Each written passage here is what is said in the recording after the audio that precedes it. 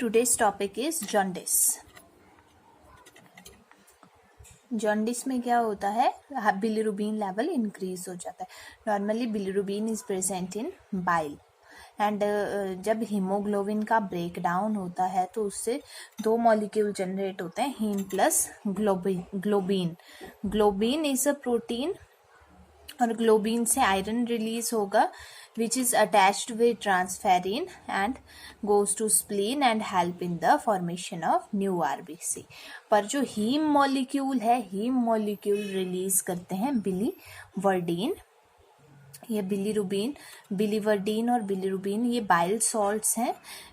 Bilirubin combine with albumin, ठीक है, और वो लीवर में ट्रैवल करेगा. जब बिलिरुबिन एल्ब्यूमिन के साथ कंबाइन होता है तो it travels to the liver, ठीक है. फिर लीवर से फर्दर अनकंजुगेटेड कंजुगेटेड बिलिरुबिन में कन्वर्ट होता है और यूरिन और स्टूल में एक्सक्रीट आउट हो जाता है. आफ्टर दैट इंट्रोडक्शन, जॉन्डिस को और क्या बोलते हैं, it is also called as the icterus. And ये एक डिजीज नहीं है but it is a sign of any underlying disease. की पर्सन को कोई डिजीज है तो उसका एक साइन है जॉन्डिस. तो जॉन्डिस नॉर्मली कब हम बोलेंगे, जब पर्सन का बिलिरुबिन लेवल 2.5 mg/dl से ज़्यादा हो इन केस ऑफ अडल्ट, ठीक है, अडल्ट के केस में. तो it is called as jaundice.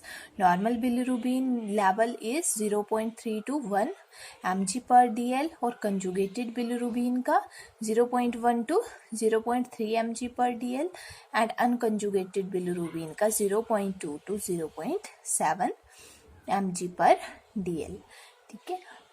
Unconjugated bilirubin ऐसी बिलिरुबिन होती है जो किसी चीज़ से कंबाइन नहीं होगी. तो अनकंजुगेटेड बिलिरुबिन को कंजुगेटेड बिलिरुबिन में लीवर में कन्वर्ट किया जाता है in the presence of enzyme glucuronyl transferase enzyme. After that, definition, jaundice is a yellowish discoloration of the either skin, mucous membrane, sclera due to the deposition of bilirubin which occur in the presence of hyperbilirubinemia. Yellowish discolouration क्यों होगी, जब bilirubin level body में increase हो जाएगा. It may lead to yellowish discolouration of the skin, mucous membrane etcetera. तो site to be examine, जब person को jaundice होता है तो कहाँ से पता चलेगा कि पर्सन को जॉन्डिस है, क्या क्या एग्जामिन करेंगे sites. Upper bulbar conjunctiva check करेंगे, base of tongue yellowish discoloration होगी, mucous membrane of palate specially soft palate को चेक किया जाता है, पाम एंड सोल्स को चेक करेंगे, general skin surface is also yellow. मतलब जैसे जैसे जो जॉन्डिस है वो बॉडी में इंक्रीज होगा उसकी क्वांटिटी, जैसे पहले अगर पर्सन को 5 है तो थोड़ा कम येलोइश डिस्कलरेशन होगी, तो धीरे धीरे वो पूरे बॉडी पार्ट को येलोइश डिस्कलरेशन कर देता है. आफ्टर दैट यहाँ पे नॉर्मल प्रोसेस बताई गई है कि जो हीमोलाइसिस है, एक्स्ट्रावेस्कुलर इंट्रावेस्कुलर हीमोलाइसिस हुआ, उससे अनकंजुगेटेड बिलिरुबिन रिलीज हुआ. Unconjugated bilirubin combine with albumin, ठीक है, एल्ब्यूमिन के साथ कंबाइन करके it travel to the liver. Liver में अभी भी जो बिलिरुबिन है इट इज अनकंजुगेटेड, मतलब ये किसी चीज़ के साथ कंबाइन नहीं होगा, ये एक्सक्रीट आउट नहीं हो सकता है. तो जब लीवर में गया in the presence of glucuronyl transferase enzyme it is converted to conjugated bilirubin. Conjugated bilirubin कुछ तो बाइलरी सिस्टम में जाएगी, बाइल में चली जाएगी, ठीक है, और कुछ जो यूरोबिलिनोजन है it goes to the kidney, ठीक है. किडनी में ये यूरिन में एक्सक्रीट आउट हो जाएगा. और जो बाइलरी सिस्टम में बिलिरुबिन गया है, बाइल में कंबाइन बाइल है उसमें बिलिरुबिन प्रेजेंट होता है, तो it goes into the small intestine. Small intestine से कुछ यूरोबिलिनोजन में कन्वर्ट होगा, कुछ स्टर्कोबिलिन में कन्वर्ट हो जाएगा. यूरोबिलिनोजन गोज टू किडनी, ठीक है, और जो स्टर्कोबिलिन है it goes to the faeces. तो ये फीसिस और यूरिन को येलोइश कलर प्रोवाइड करते हैं. ये एक नॉर्मल प्रोसेस बताई गई है. After that types of jaundice. Jaundice is mainly of 4 type. Prehepatic, it is also called as hemolytic jaundice. Second is hepatic jaundice. Third is post-hepatic obstructive or surgical jaundice. और fourth is hereditary hyperbilirubemia. First है pre hepatic jaundice और haemolytic jaundice. Haemo means blood और lytic means break down. ठीक है, तो इसमें blood की break down होगी. Excess production of bilirubin due to excess break down of haemoglobin. ठीक है, प्री हिपैटिक मतलब लीवर बिल्कुल ठीक है, लीवर में कोई प्रॉब्लम नहीं है, बट जो ब्रेक डाउन है आरबीसीज की वो ज़्यादा हो रही है. ठीक है, तो इनडायरेक्ट बिलिरुबिन और अनकंजुगेटेड बिलिरुबिन बॉडी में इंक्रीज हो जाएगा. क्लियर हो गया. हीमोलाइटिक जॉन्डिस और प्री हिपैटिक, इसमें हीमोलाइसिस होगा, ब्रेक डाउन आरबीसीज का ज़्यादा होगा. नेक्स्ट है हिपैटिक जॉन्डिस. तो इसमें जो लीवर की एबिलिटी है अनकंजुगेटेड बिलिरुबिन को कंजुगेट में कन्वर्ट करने की, वो अफेक्ट हो जाएगी. तो increase level of conjugated and unconjugated bilirubin. Third one is obstructive jaundice. It occur when there is obstruction in the bile duct. जैसे कि यहाँ पे स्टोन बताया गया है कि आइदर स्टोन की वजह से ऑब्स्ट्रक्शन हो सकती है. ठीक है, लीवर तो ठीक है, बट जो ऑब्स्ट्रक्शन है it is in the bile duct which prevent bilirubin from leaving the liver. ठीक है, इस वजह से बिलिरुबिन लीवर से बाहर नहीं आ सकता. तो इसको और क्या बोलेंगे, कॉलीस्टैटिक जॉन्डिस भी बोलते हैं. स्टैटिक मतलब स्टेबल, वहीं पे खड़ा है ना. जो बाइल है वो लीवर से बाहर नहीं निकल पाएगा due to any type of obstruction. तो bilirubin formation rate is normal. Bilirubin तो उसी रेट से फॉर्म हो रहा है, बट वो आगे फ्लो नहीं कर पाएगा. तो conjugation is normal.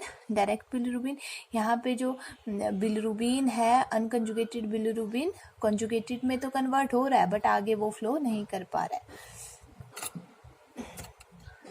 Fourth one is hereditary hyperbilirubinemia. It refers to a condition where level of bilirubin are elevated due to inborn error of bilirubin metabolism.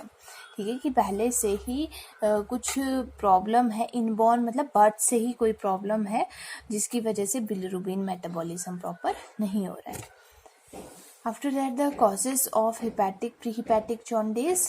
Inherited हो सकता है. इनहेरिटेड में स्फीरोसाइटोसिस, एलिप्टोसाइटोसिस, ये हेरिडिटरी कंडीशन है दोनों ही, जिसमें with defect और absence of RBC membrane protein. RBC की जो मेम्ब्रेन है या तो डिफेक्टेड होगी या तो एब्सेंट होगी मेम्ब्रेन.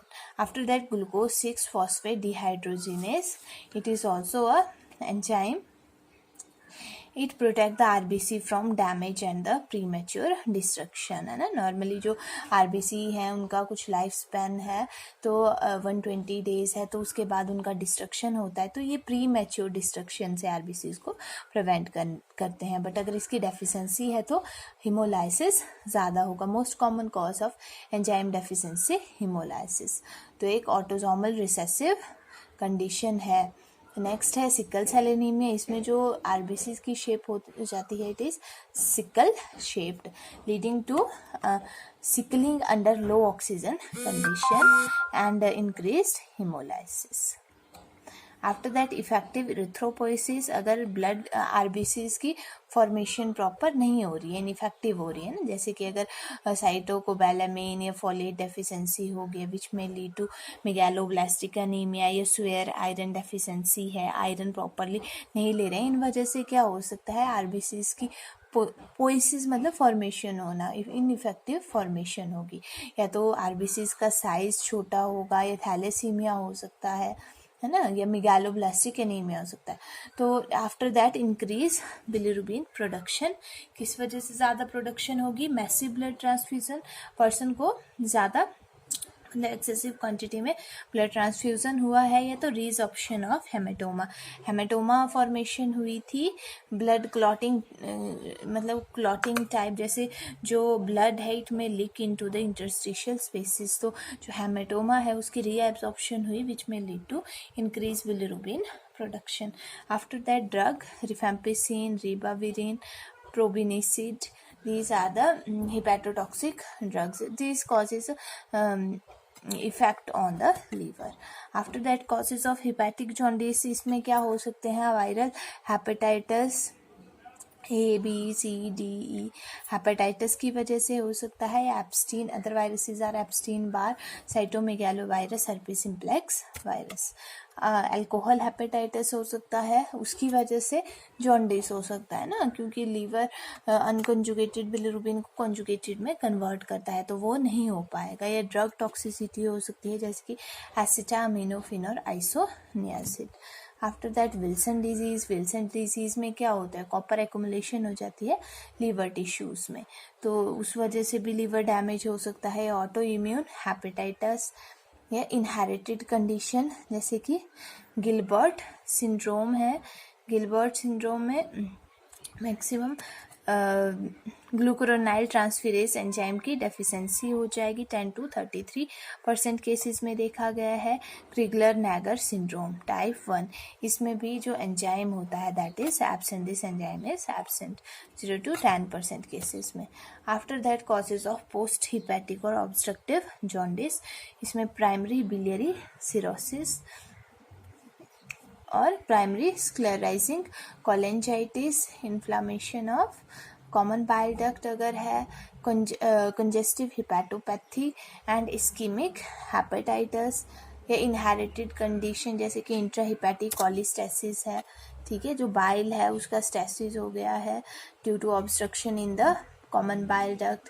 बिनाइन रिकरेंट कॉलिस्टेसिस, ये कॉलिस्टेसिस इन प्रेगनेंसी. कई बार क्या होता है कि जो बिलिरुबिन है प्रेगनेंसी की वजह से आगे फ्लो नहीं कर पाएगा, बाइल डक्ट में ही कलेक्ट होता रहेगा, तो उसको कॉलिस्टेसिस ऑफ प्रेगनेंसी बोलते हैं. ये नॉन हिपैटो बिलियरी सेप्सिस है ना. इसमें नॉन हिपैटो मतलब लीवर में कोई प्रॉब्लम नहीं है, बट बाइलरी प्रॉब्लम की वजह से सेप्सिस हो गया. After that the sign and the symptom. Sign symptom include yellowish discoloration of skin, sclera, pale clay color stool due to the deficiency of stercobilin in stool, and dark urine due to deficiency of urobilinogen in urine. Pruritus होगा, itching हो सकती है. Late feature are xanthomas. Xanthoma yellow deposit होते हैं. These are the yellow deposit of cholesterol under the skin. Malabsorption होगी, weight loss हो सकता है, स्टिटेरिया, एक्सेसिव फैट स्टूल में प्रेजेंट होगा, ऑस्टियोमेलेसिया, इंक्रीज ब्लीडिंग टेंडेंसी. या late symptom are the fever, rigor pain etcetera. Features of cholangitis, inflammation of common bile duct. After that diagnostic evaluation क्या करेंगे? History collection, physical examination, इसमें inspection करेंगे, skin colour, mucous membrane, eyes का, history regarding the occurrence of jaundice, की person को कहीं कोई liver problem तो नहीं है, कोई इनबॉर्न हेरिडिटरी डिसऑर्डर तो नहीं है, तो हिस्ट्री लेनी है उसके regarding. History of symptom, duration की, कितने टाइम से पर्सन में ये सिम्टम प्रेजेंट है. Detoxification function test include serum bilirubin check करेंगे, बोथ कंजुगेटेड और अनकंजुगेटेड बिलिरुबिन. तो जॉन्डिस में दोनों चीज़ें क्या होगी? इंक्रीज होगी. यूरिन बिलिरुबिन चेक करेंगे, तो यूरिन बिलिरुबिन इज यूरोबिलिनोजन है ना, नॉर्मली प्रेजेंट होना चाहिए, बट इस कंडीशन में क्या होगा? डिक्रीज्ड होगा. Stercobilin is also decreased. Enzymatic test करेंगे, AST और ALT. AST is aspartate transaminase और ALT is alanine amino transferase. These are highly raised. ALP and GGT is gamma glutamyl transferase enzyme. These are also raised. AST-ALT rise is significantly higher than ALP and GGT rise. ये दोनों ज़्यादा increase होंगे as compared to these both enzyme.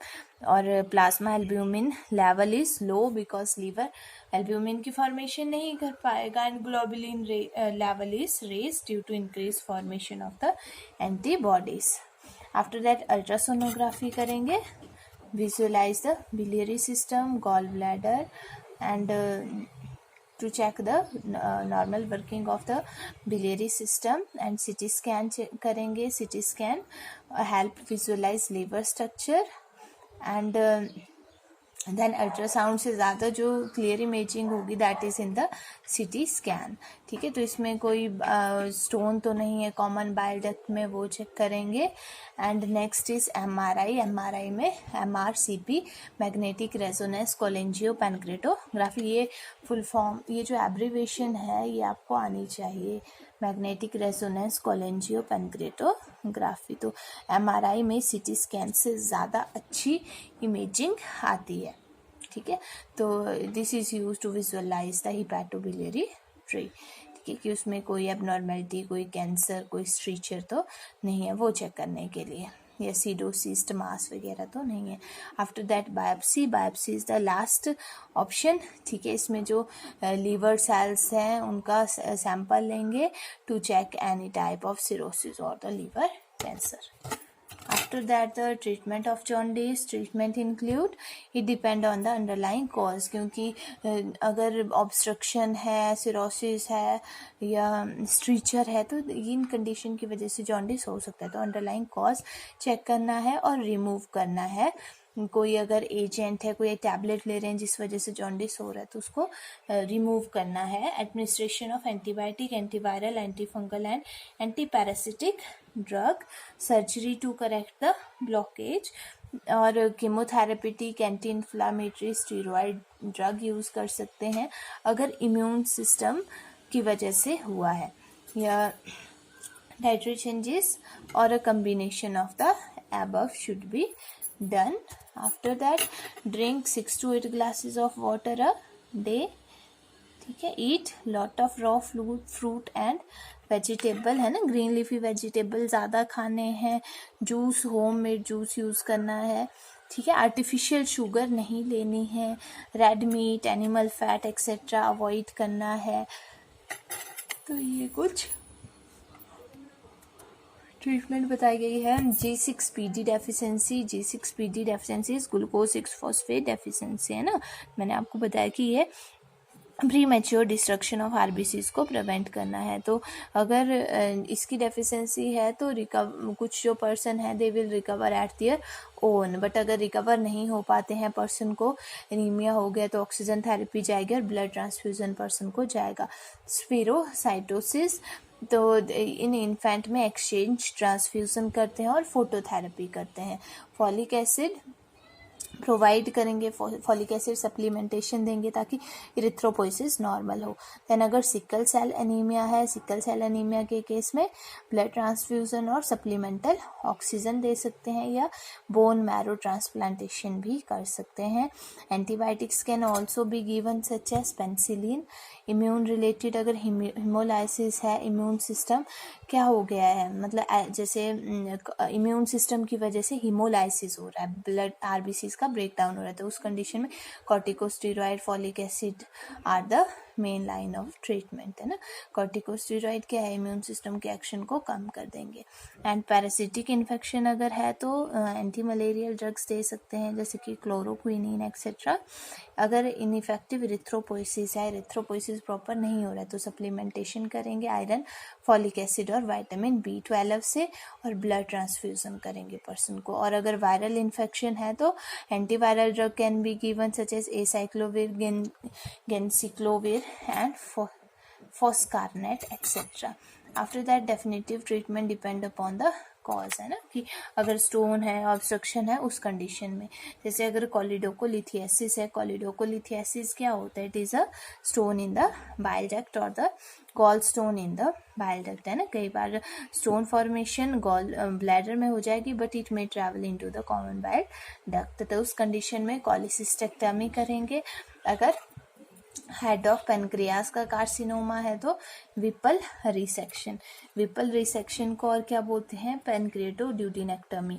ठीक है, इसमें जो pancreas का head है, ड्यूडिनम का फर्स्ट पार्ट है, गॉल ब्लैडर है, बाइल डक्ट है, इनके थोड़े थोड़े पार्ट्स को कट कर दिया जाता है। ये कैंसर ऑफ गॉल ब्लैडर अगर है तब भी विपल रिसेक्शन करेंगे। विपल रिसेक्शन में क्या किया जाता है, हेड ऑफ पेनक्रियास और first part of small intestine, gall bladder और बाइल डक्ट को ऑपरेट किया जाएगा, रिमूव किया जाएगा। अगर पर्सन को स्ट्रेचर है तो एंडोस्कोपिक स्टेंटिंग की जाएगी। स्ट्रेचर में क्या होता है, जो पाथवे है नैरो हो जाएगा। जो बाइल डक्ट है अगर नैरो हो गया है ना, नैरो हो गया है तो उस कंडीशन में उसमें स्टेंट डाला जाएगा to open the obstructed bile duct. This is all about the topic.